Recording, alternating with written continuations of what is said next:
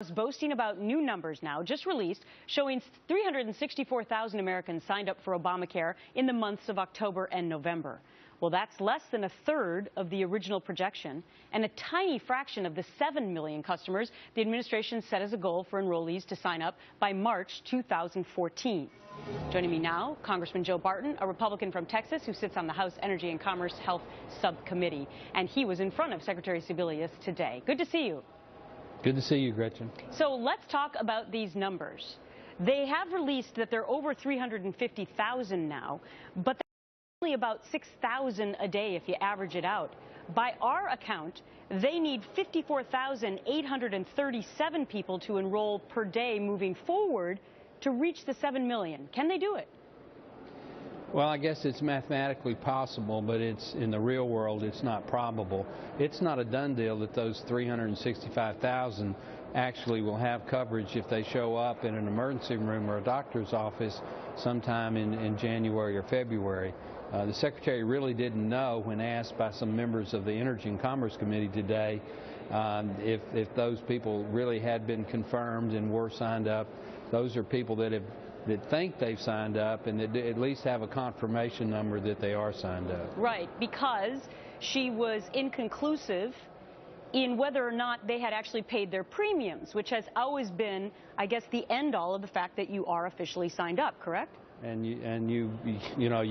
your premiums are normally deducted from your paycheck if you get employer-based health insurance. And in this case, since a lot of these people are not getting through their employer, they're actually going to have to write the check and mail it in somewhere, I suppose.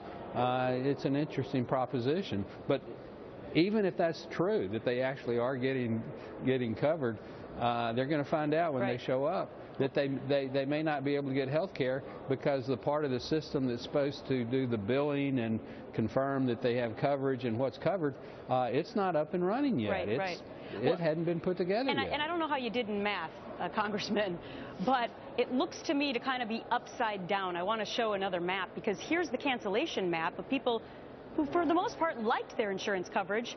It's almost up to 6 million people now who have received cancellation notices, and you juxtapose that to the number of people who've actually signed up, 364 some odd thousand, and it seems to be the pendulum's going in the wrong direction, right?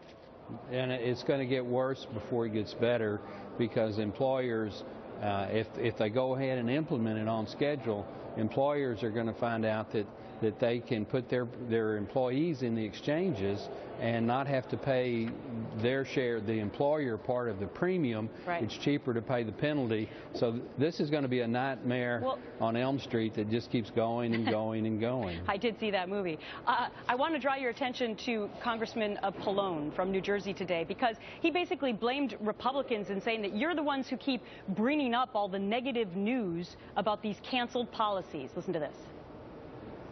This whole idea of, the president saying if you like it, you could keep it. I mean, the president didn't say that if you had a lousy health insurance policy that didn't cover everything, that he was suggesting that, insurance companies continue to sell it and therefore you buy it. I think it's absurd to keep arguing over these lousy skeletal plans.